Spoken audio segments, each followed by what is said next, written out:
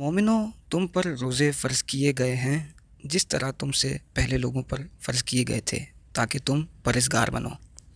रोज़ों के दिन गिनती के चंद रोज़ हैं, तो जो शख्स तुम में से बीमार हो या सफ़र में हो तो दूसरे दिनों में रोज़ों का शुमार पूरा कर ले। और जो लोग रोज़ा रखने की ताकत रखें लेकिन रखें नहीं, वो रोज़े के बदले मोहताज को खाना खिला दें। और जो कोई शौक़ से नेकी करे तो उसके हक़ में ज़्यादा अच्छा है। और अगर समझो तो रोज़ा रखना ही तुम्हारे हक़ में बेहतर है। रोज़ों का महीना रमज़ान का महीना है, जिसमें कुरान अव्वल अव्वल नाजिल हुआ, जो लोगों का रहनुमा है और जिसमें हिदायत की खुली निशानियाँ हैं, और जो हक़ व बातिल को अलग अलग करने वाला है।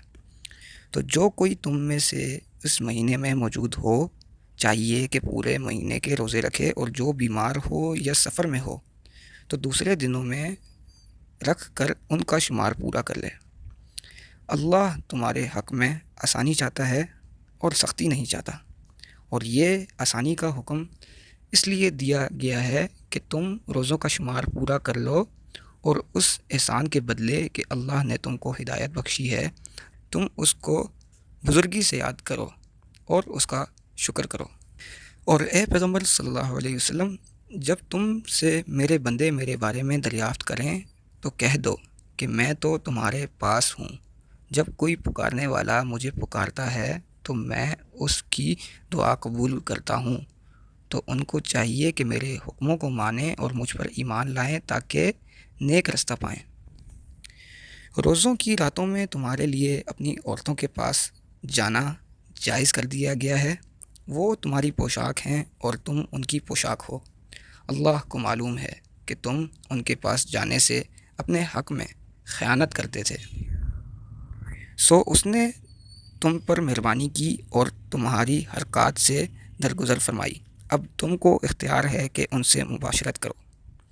और अल्लाह ने जो चीज़ तुम्हारे लिए लिख रखी है, यानी औलाद, उसको अल्लाह से तलब करो और खाओ और पियो, यहाँ तक कि सुबह की सफ़ेद धारी रात की स्याह धारी से अलग नज़र आने लगे।